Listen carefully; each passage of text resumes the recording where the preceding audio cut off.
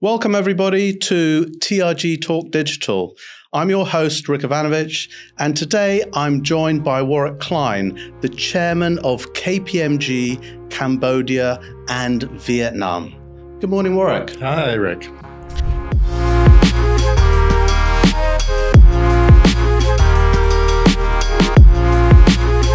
So, Warrick, a few questions for you. You're the chairman of KPMG, Vietnam and Cambodia. How did you actually get into that role? Just by sticking around, length of tenure. That was the trick. No, it wasn't quite that easy. It's a great question because we have a really, really peculiar system which most bosses would absolutely run away from, which is that I get elected by my partners. It's that simple. So we're a partnership. We have in Vietnam and Cambodia 60 partners, and they choose from among us. They choose the chairman, and it's done by democratic means. So a lot of CEOs would not want to be elected by their management team and their staff or their group of people they work with, but I am. So good and bad thing. Gives me a great mandate to lead the firm because they've literally put me there and collectively put me there.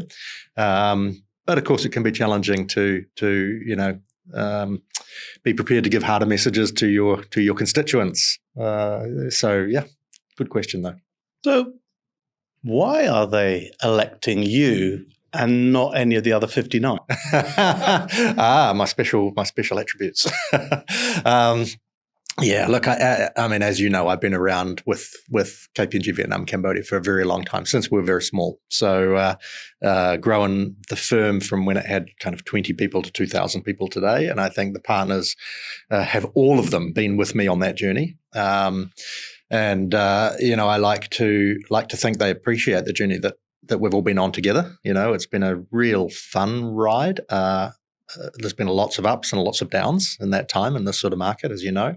And the partners have been there with me shoulder to shoulder, getting through it, but also celebrating the victories and enjoying the fruits of our success. And I think that ultimately performance counts, So the partners look at what I've done for them and with them and can say, well, okay, he's performing, we'll vote for him. And I think that it'll be the day that I stop performing, that partners don't have trust, that they don't think I'm the right guy, that'll change. So it's a mandate which is refreshed every 5 years. So I know it's not something that I secured for myself 25 years ago and stuck in the seat. It's something that comes around, and it's a term limited mandate as well. So there'll be a time that I step off and hand on. So there's a big responsibility that I have to identify successes and to bring them through also. It's a natural process of our 150-year-old firm. And So when's the next cycle then? Well, I've just been through one actually. And in fact, I was supposed to retire. So what had happened back in 2013 is I led a management buyout of the business here. With at that time we had 23 partners. So we bought the firm, and I made a pledge to them all at that time that I would stick around for 10 years, and which was 2 cycles. And I did that, and that was due to expire in 2023. And then I was all geared up to sort of go, but a number of different things came in on both push side and pull side that the partners renewed the mandate, and I decided to stick around. So I just started another 5-year term, which goes to 2028. So let's see. It should be my last. I just have to work on getting the right person into place to replace me, and moving on. How do they make you feel that your plans? You should have retired 2 years ago, literally 2 years ago. Yep. No, you're not. Yeah, that's right. So it's a bit of if anyone that's been through this, it can be a bit of an emotional roller coaster, right? Because the process of stepping out of a role that you're used to, and it involves a lot of moving pieces, a lot of practicalities. Making sure that you time the end of your house lease, that you think about your kid at school, that you, don't buy a new car just in case you're stuck with one when you're leaving. And then at work, of course, working on succession, thinking about handing over, thinking about the client work, how we transition out, and thinking about the next thing. And as it happened for me, I was pretty well advanced on all of those things and had some great plans lined up. And had psychologically manipulated my family into thinking it was a great idea to go and do them, and and manage things at work when things changed quite quickly. So it was a bit hard to then pull things back and do a 360 on that, and back to the family. Hey, it's staying here is the best thing we can do, and it's going to be great. And getting that across the line, and but also just mentally coming back to, oh, okay, I'm in this now. I've really got to commit and recommit and do the things. And I'm not going to lie, it took to take a few weeks to get back and to think, right, I'm having sort of spent a lot of time thinking about coming out back into it. But it's a job. I don't feel, and I know. A lot of my partners are like this as well. It's not the sort of job, if you're leading a large organization or a small organization, you're in it. You've got to be 100% in it. So there's no real ability not to be in you, and it's wrong if you're not. And, I have, again, partly because of our governance model, I have a huge obligation to the partners to do the job. And that means being in it properly. So you can't have your mind wandering over here. You've got to be here. And so I pretty quickly got onto the track of being here. And, I think one of the good things was I wasn't leaving because I didn't like what I do or didn't like the country I'm in or the place I'm at all. I love all of those things. I was leaving because I'd made the promise and it was the right thing to do. And I had a really good next plan. And so I wasn't leaving it with any sort of sense of bitterness or people weren't kicking me out the door. It was the opposite. And so that made it, I think, easier to switch back. And now I'm back in it. And good. We've got 4 years now to think about what we're going to do. And it's always something to do. Okay. So I heard that, there's an obligation there. But putting that aside, why do you do what you do? So I said I love what I do, and there are a number of different elements to what gives me satisfaction in my job. A big part of it is the organization I'm in. The organization matches my values and the ethos of doing business. And, we're very ethical. We're at the top end of town. We work for great companies. We do good work. We have a great purpose. The stated purpose of our organization is to inspire confidence and empower change. So if you think about that in the context of, say, our audit business, about 45% of our business, the work they do inspires confidence in those companies for people to invest. Likewise, tax work, confidence that you're doing transactions or entering into deals that we're getting everything right. And our consulting business, helping companies transform, M&A business, helping companies buy and sell or raise capital. So the purpose is delivering not only on, when we deliver our purpose, we deliver billions of dollars of capital into the market through our clients, millions of jobs, billions of dollars of exports, and we allow the government to generate tax revenues to pay for the roads and the schools and the things that make this country better, right? So you can look for purpose. I think looking for purpose is really important for me. That purpose is really valuable, and I know the work that we do contributes to it, to the development and the prosperity of Vietnam. And you and I have been here long enough where we've seen incomes in the country go from $100 a month to $4,000 a month, however you measure it. And we know the difference that's made to the lives of the people here. And we've played a part in that. So that purpose thing is part of it.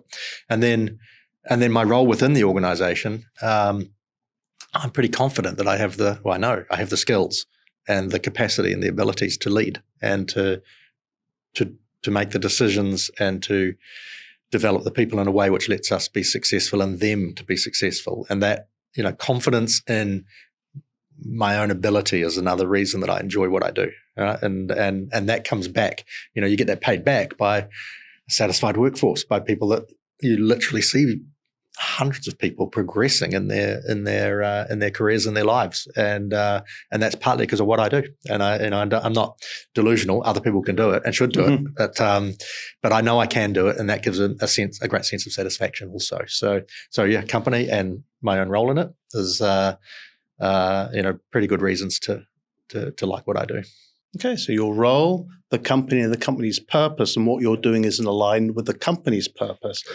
But what about your own purpose? There is alignment, as I say. My own purpose is to make the world around me better, right? And that sounds a bit corny, but there's lots of ways you can do it. But the sorts of and a lot of people do it through charity work and through the teachers do it through teaching and so on. I think my ability to make the society I'm in better and to do better myself. I'm not. I do very well out of what I do as well, and that, to me, it's aligned. What is the favorite thing about what you do? It's probably I like the art of management and leadership. I think that there are scientific elements to being a leader, and you can apply, and I do apply management theory in what I do, design thinking tools or Porter's work around strategy or what have you. So there is science to it, but the execution of it is really an art. It's making the right judgments, and then communicating those judgments and trusting other people to do it, and having the judgment around who you trust to do work or to contribute to the company, and that, in other words, building a team. I think I can do that. Judge of character. Of course, we make mistakes, but that ability—that's the things I love. It's the art of management. It's making the right decisions and empowering other people to make the right decisions, setting the guardrails, but letting them go for it, pulling them up when it's wrong, being prepared to admit when you made mistakes. All of those things. I think and particularly as time goes on and we get older, you can feel more confident in what you're doing, and I also like to keep fresh. I'm very wary of getting stale, and but yeah, that's what I do. And it's also why the next thing that I was going to do was similarly aligned. It was like different, but similar from a purpose viewpoint. Yeah. Thank you. Now, you say you're very wary of getting stale. So what do you do to ensure that you don't? So I think being a leader in a leadership role, one of the important things you do is continually collect data in your daily life as you go around. I drove here noting the traffic flows, the developments that are around, the shops that are in the mall down there. But also at the same time, listening to the news, thinking about what Trump and Ukraine and all of those things mean for us now.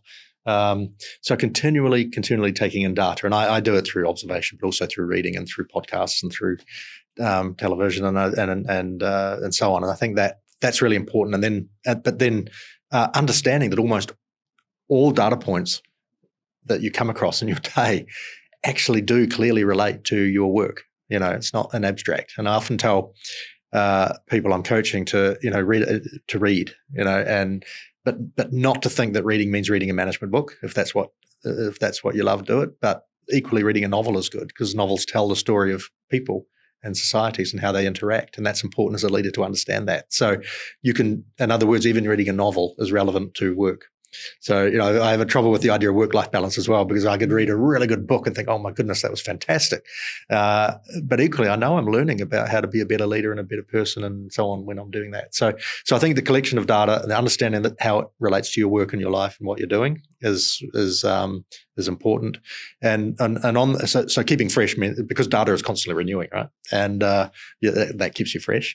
And among the things you ought to collect are new ideas and new ways of doing things. So keeping up to date with thinking in the business world. We have these big challenges now with AI and how we incorporate that. Understanding that, and it's happened at various times in my career, email, what have you, pandemics, things where you've had to understand the world's changing and you need to react to it. So keeping up to date with what's going on, new ideas is also really critical. As a CEO, leadership can be lonely, and it's that. Also having a community of people that you can talk to regularly, and not always from within the company, but also from without. And I think that's another important thing, is to have that network that you can trust and rely on, or be in a WhatsApp group with, and all those things. So also that's important too. Thank you. I like to go back to this.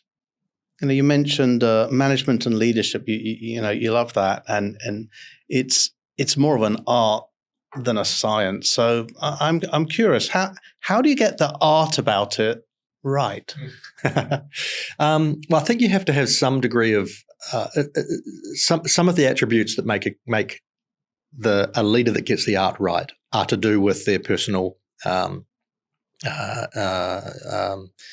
place, their own attributes. So, I come from the accounting world. Accountants are very, the typical accountant is very analytical, a little dry, very maybe not all that agile.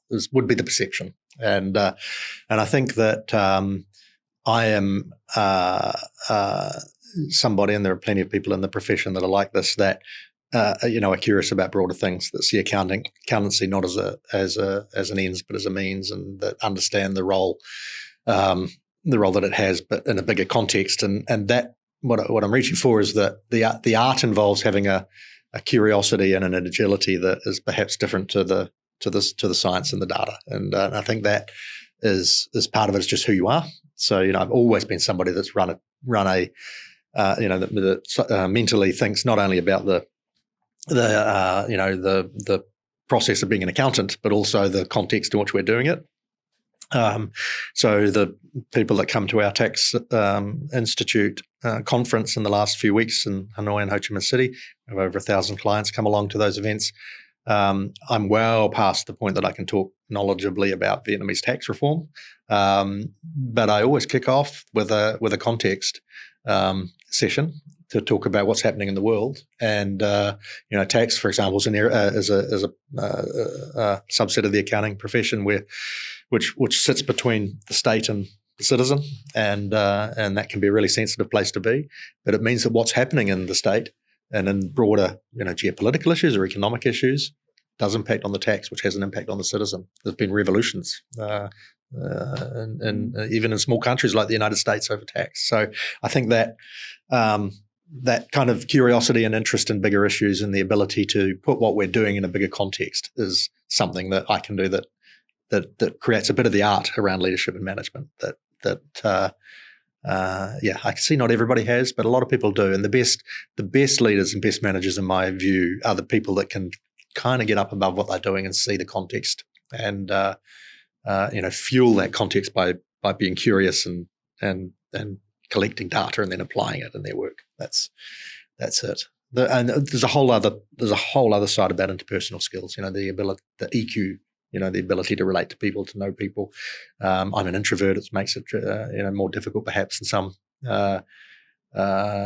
leaders find it, but that those sorts of factors are relevant as well. And I think that's something else that I have.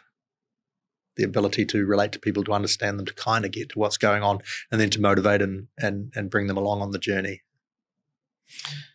How did you acquire those skills? Did you learn them or stumble across them by accident? I think part of it was learn them. So possibly part of who we are is where we're from. I think that is part of it. So I grew up in a small rural community in the South Island of New Zealand, and a community on a farm. So my father was a farmer, a dairy farmer, and that life in a community like that, which was quite isolated, monocultural, very the 1970s in New Zealand were relatively colourless and not exposed to a lot of outside influences, and drew heavily on the experience of the immigrant communities that came to New Zealand in the 1860s and 40s. My family came to New Zealand from 1840 onwards. So that sort of being part of that community that, funnily enough, when you did have something from outside, it amplified it, so it had a bigger impact than perhaps today, where there's just so much going on.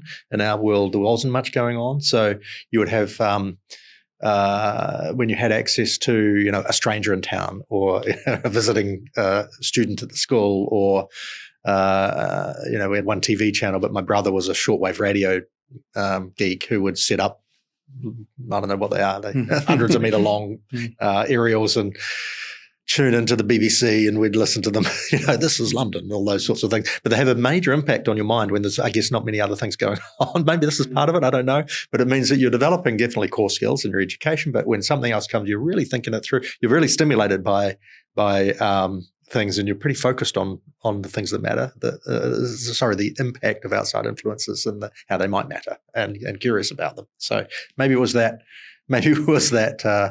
Also in a society which is a community where a cast of characters play their roles. Everybody in town, everybody knows the town doctor, the mayor, the lawyers, and so on, and sort of understanding that, but the need that nobody can survive. No man is an island. The John Donne line that. Society succeeds by being interactive and everybody doing their bit. And I think that all of that comes into making me who I am, that whole background, and also how you treat other people, the ideals like egalitarianism and so on are very important to me too. So, yeah.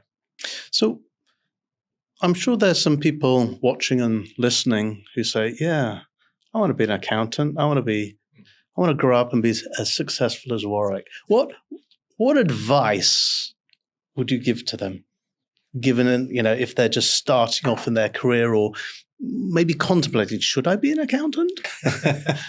So people can look me up on LinkedIn. I posted a week or so back a newspaper clipping from 35 years ago in my local newspaper, which was recording my year leaving school. So it had a little bit like a high school yearbook, my photo and what I am.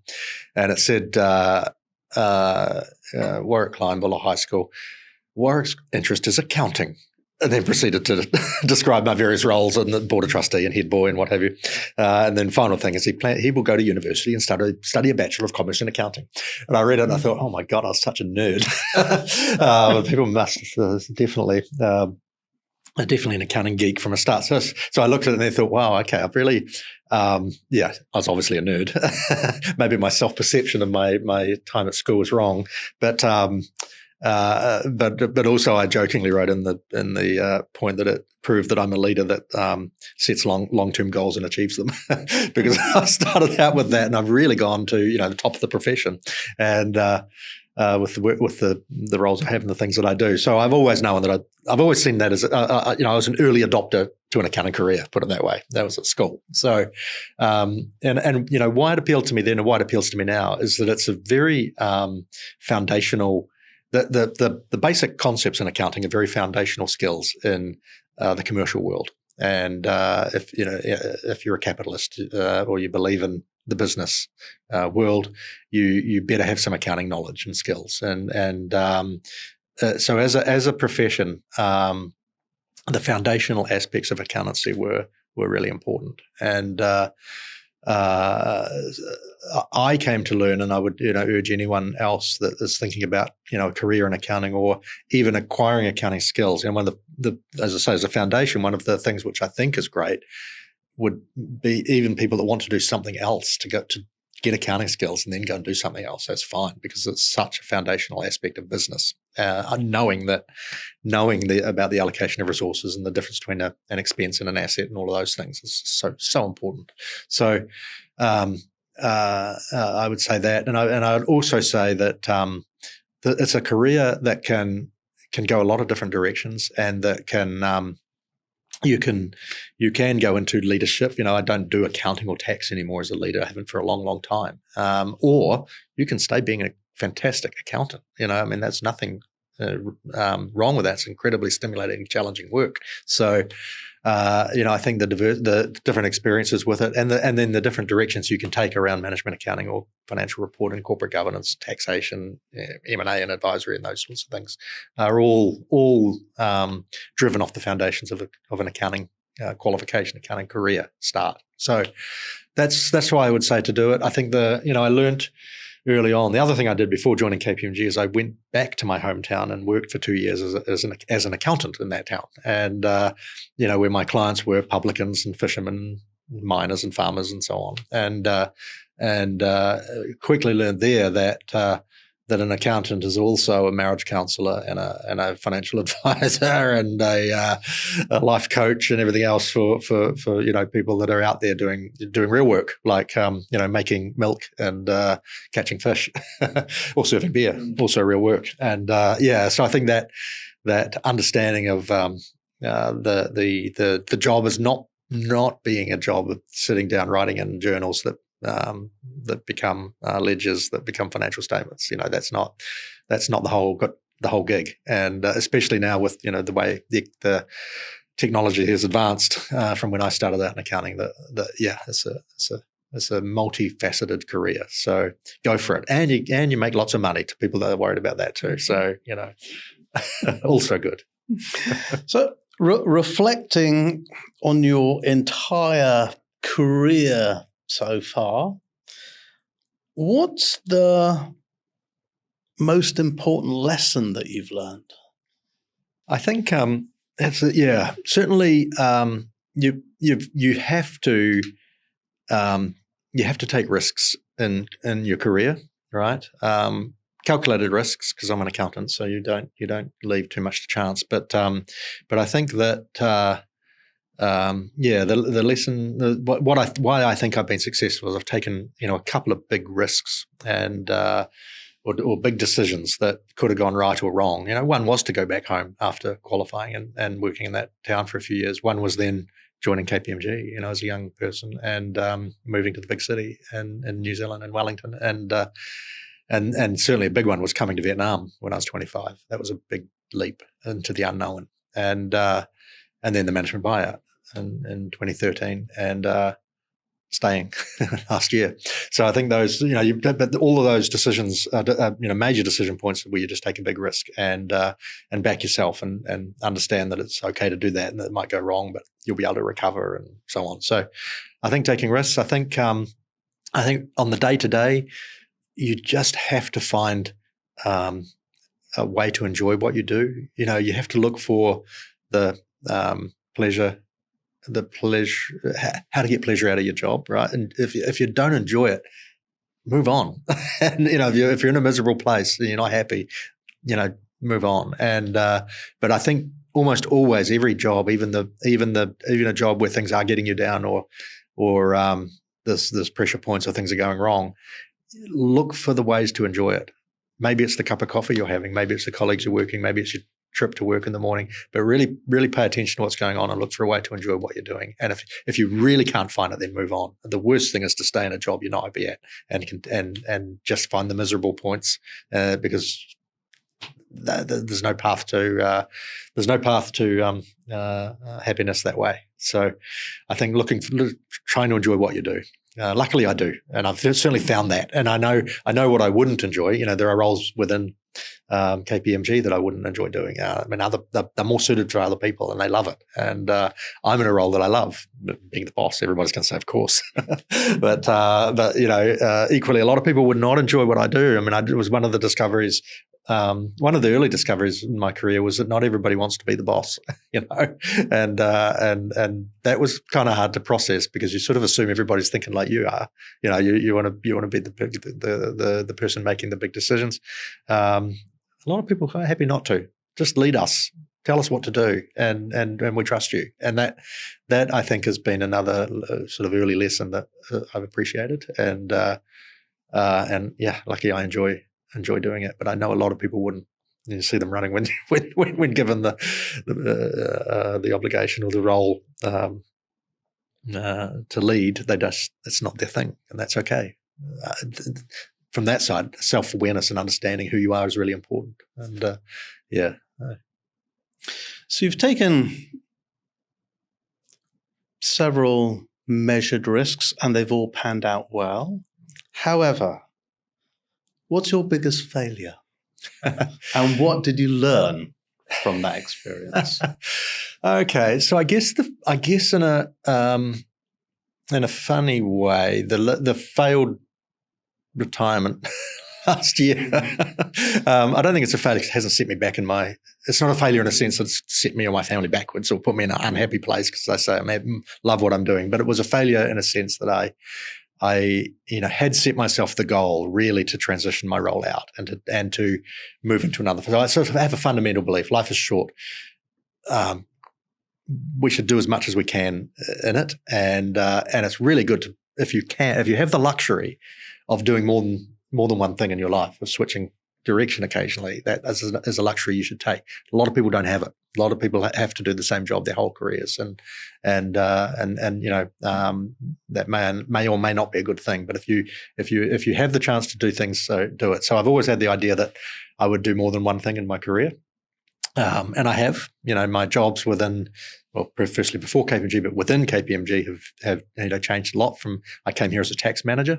Probably when we met, doing your tax returns, 25 years ago, and then had different roles in the organisation to senior partner or chairman, and those are different lives. But my goal in 2023 was to switch out of this into something quite different, and I didn't achieve it. So that was a failure. And I look back at why that failed, and it was partly because of just what I had done to transition. The people that I built up to succeed me didn't work out. Not because of anything other than random personal circumstances in their families, right? So like, oh, you know what, I can't do it. Like, oh my God, okay. And then probably should have built more alternatives into that. Have a few more backup plans, and spend a bit more time on that if I look back. So that was a failure, and as a result, still doing what I'm doing. So and also the new role. So I was asked to move into a different role, which was in New Zealand in politics, and that was where I was heading. I realized when getting into that world that it's complex. There are different stakeholders, very different stakeholders to what we're used to, and I had everything had gone really well. Everything actually went very well in terms of understanding who those stakeholders were and talking to them and getting to know them and getting their trust and having the full support of them to do what I was being asked to do, and then also at the end, I thought, okay, I probably would have played that a little bit differently as well in terms of some of the decisions in that world that were just very different. But that was learning, and I loved it, loved the whole process. But I think probably in both of those cases, in terms of the succession here and the new path, probably could have lined up a few more alternatives and thought of some backups, and that was both of those, but actually very similar, both attributes. The successor, both pay sex, too many eggs in one basket, right? Backed the horse in relation to succession, and was being backed by one horse in the relation to the new gig. So things change quickly. So succession planning clearly is complex. You get another shot at it now. Yeah. You got another 4 years. So you doing anything different this time around? Yes, I am, absolutely. More, for two reasons. One is that we are, so one of the challenges in a place like Vietnam is your business grows very quickly, very, very fast. And that means that you don't have the same shaped sort of talent pool that you might have. In other words, you have a whole lot of young and inexperienced people. You have a pretty limited group of experienced people. So in a way, this happening now 4 or 5 years later means that the pool of experienced leaders grows. So I'm not as dependent on one or two people. I think there's a better group, a larger group.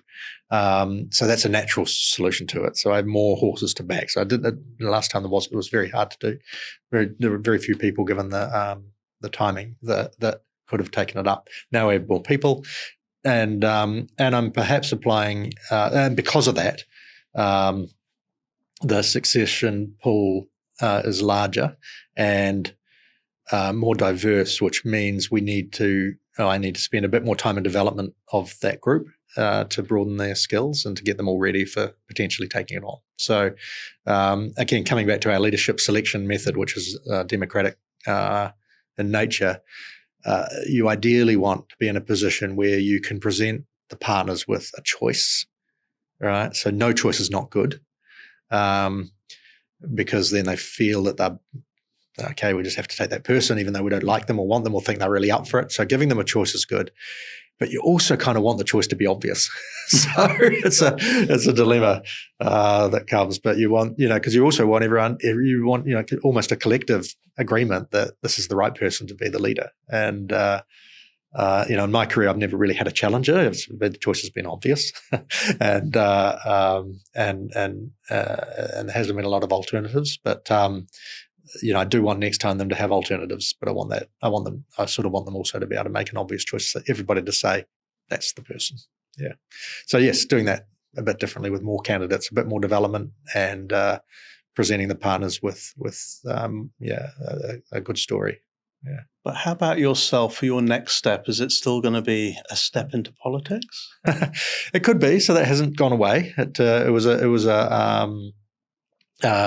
a temporary setback. So the path in had been with a person called Jacinda Ardern, who was the Prime Minister, and she was a global figure, a charismatic figure, an important leader. She stepped down, which at the same time as I was, so I stepped down. So, but not because of that, but also because of what was happening here. So it was all sort of stars aligned, and but that hasn't gone away. That's still a possibility. I like the coming back to purpose, to really, the role that I do now, which as I see it, is around creating a prosperous and more healthy society through the work that KPMG does and I do. That I don't think that's different. So I think the commonality of purpose is really good, but the role is totally, which is a good thing, but obviously the job is totally different. So I like that idea of being able to, continue with the purpose journey in a different way. So it may be that. I think there are other ways to continue the purpose journey as well. So I think that it will be. I'm not going to retire. I'm not a go to the golf course guy.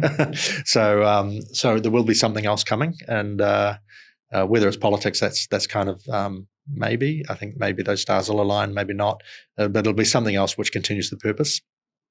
Here or elsewhere, of creating a better or contributing to a better and more prosperous society, and we'll see what happens. But it won't. What I don't want to do is the same thing, for another organisation. It just doesn't feel very exciting to me. But so I want to find something else I can get excited about, continues the purpose, and I'll do that. But it's a few years down the track. So the other sort of thinking, as I said earlier, when you're in the job, do the job. Don't think about the next job so much. So that political opportunity came, really close to the end of my tenure. So everything happened very quickly, and I think that was very good. Actually, I mean, I was doing my job really properly, and I think that's important this time that I do that as well. That's the promise I make the partners.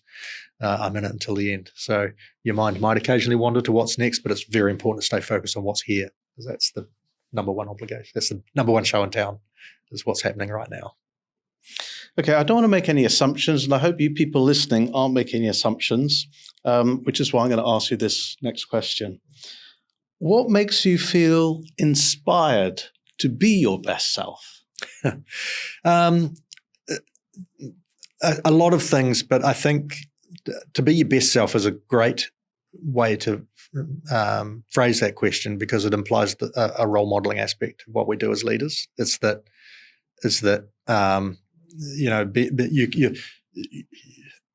internally you come with your own values, and I think, as I said, part of that was my upbringing and where I came from. So I understand ethics, I understand the obligations to society, I understand all of that. As you go on and grow older and become a leader, you realize that the way you behave and the way the people are watching, right? Especially as a CEO of a big firm, and what inspires me to be my best self is that I know people are watching. Those 2,000 people that work for me directly. And actually, there's 300,000 people in KPMG, and I'm one of the leaders of the firm. So people are watching what you do, and by being your best self, they are taking that on, right? And they can see, oh, okay, that's how that person acts and makes decisions and carries himself or herself as a leader. And I'm inspired to continue to be my best self, because I know that I'm passing that on just by doing the right things. People see that. It's very visible what I do, and I hope that they see that it's the right thing, and that they then will carry that into their own life and career. So that's good, because I think that creates, thousands, not thousands more Warrick Cleines, but thousands more people that understand, the values and the way that we do business, and the way we treat other people, right? The giving of respect and demanding respect. And I think that all of those things go into making people better. So role modeling is important, and that's inspiring. It inspires me to be my best self. So you're basically acting as a role model, but just like you are maybe the role model to 2,000 or even 300,000 people, or even more, who's been your role model? So I look, certainly within my organization, there are great partners, including current partners, not always people above me or that have gone before me, but people that are with me now and coming up. There's some fantastic role models, including, some of our youngest team members, right? That just the way they have overcome adversity, or the way they handle problems, or make decisions, or carry themselves. I think, they're great. They're doing really well. So I think I look for a lot of role models within the organization. The role I have is in KPMG is we're advisors. So we also interact with a lot of other leaders, a lot of other people. So I am always looking at other CEOs and other business leaders and seeing how they do things, and thinking, yep, okay, that's that. I want to be more like that, or less like that. Mm-hmm. And so I think looking as well at the community that I'm in, if you like, the community of leaders is important, and we should all be doing that too, and looking for role models within that. And I am a political geek, so I do look at political leaders as well as the way they, the ones I admire anyway, would carry themselves and lead and inspire and make the right decisions which are not always obviously to their benefit, but or even the benefit of the people that they represent, but are just the right decisions. So I look for role models in those worlds as well. Okay, I want to sort of change direction a little bit.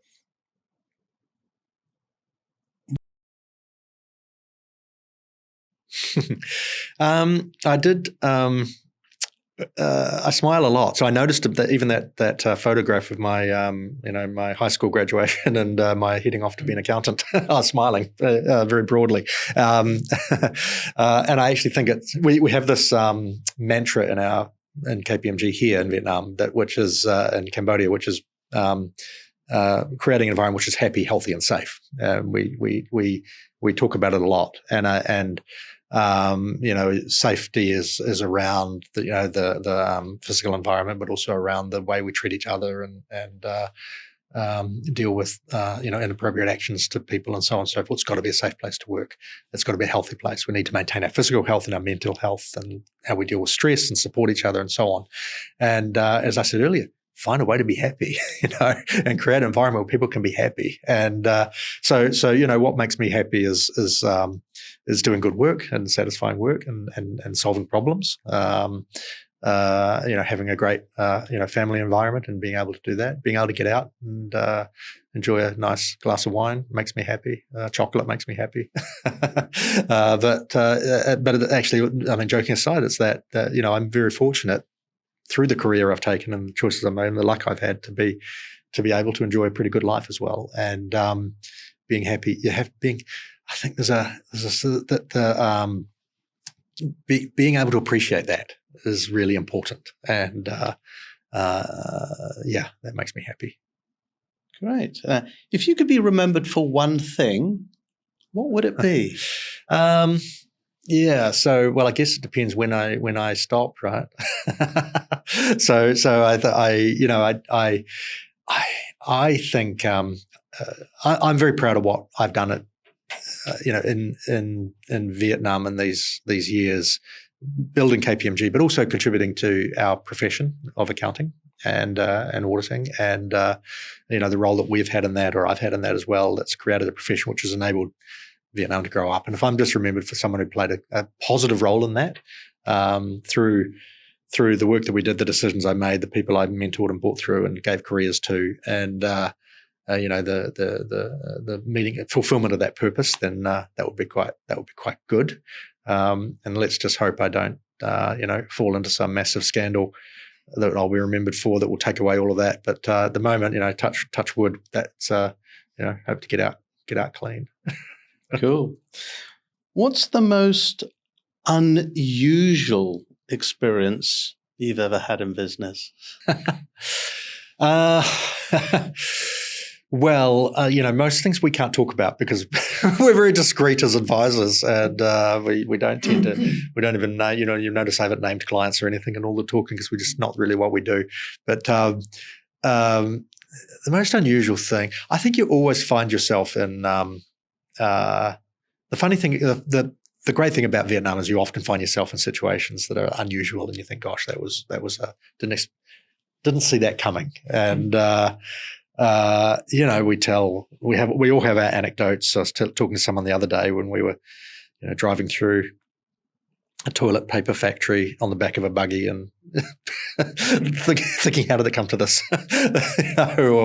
Or talking a few years ago as I was presenting on behalf of the British business community, which I'm involved with, to the Prime Minister, and I thought I'll reel out my Vietnamese and speak in Vietnamese, and his translator proceeded to translate my Vietnamese into Vietnamese repeatedly, which was sort of again, I'm thinking, why am I here doing this? Some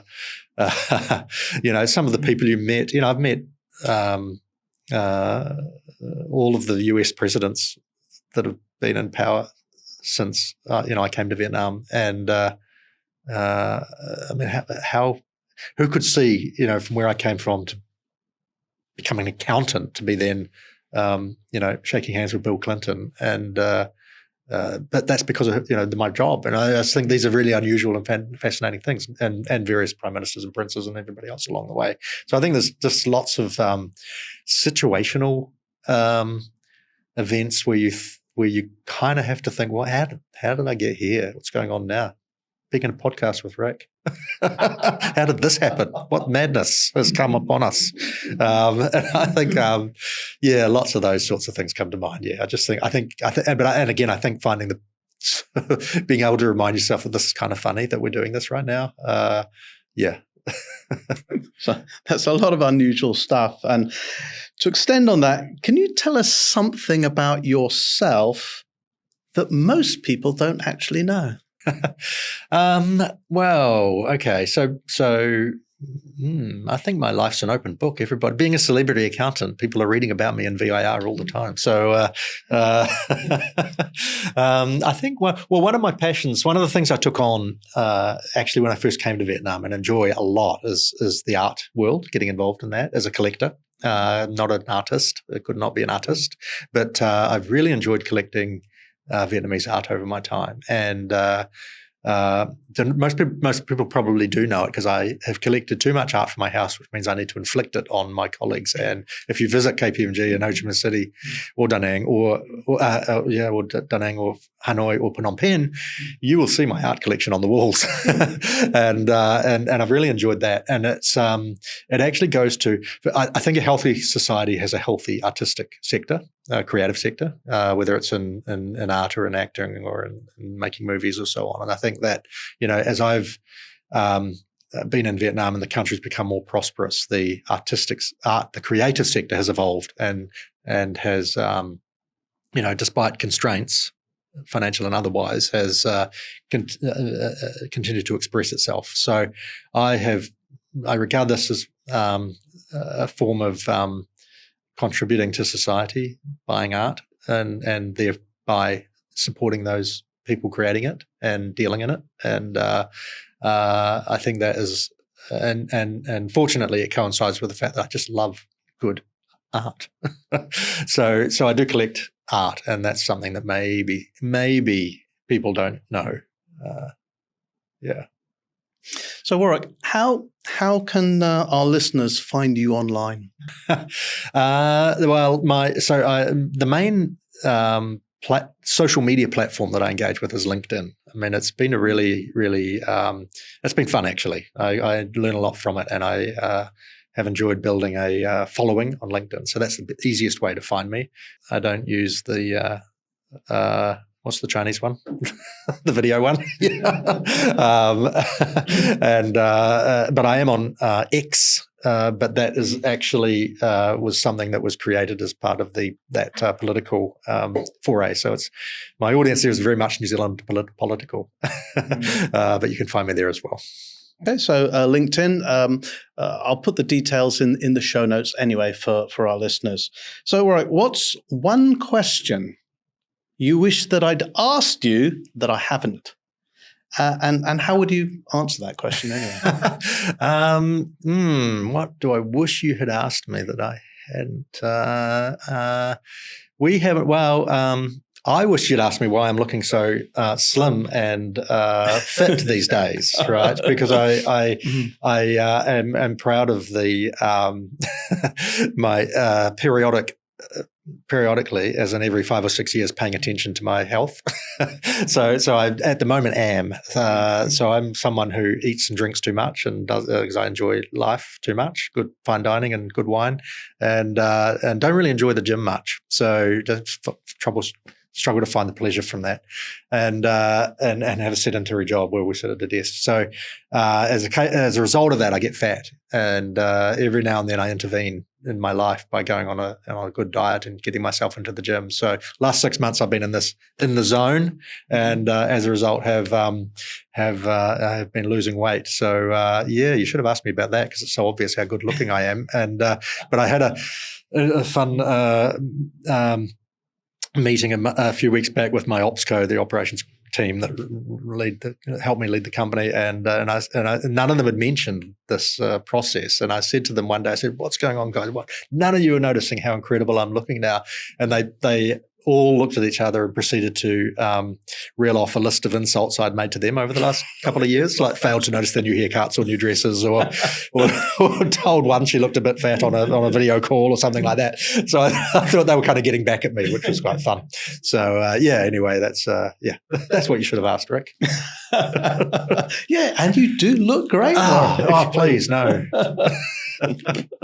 Well, thank you very, very much for joining us today, Warrick. It's been an absolute pleasure speaking to you. And to all our listeners, please connect with us online. We will include details of how to contact Warrick in the show notes, and we'll see you in the next episode. Bye.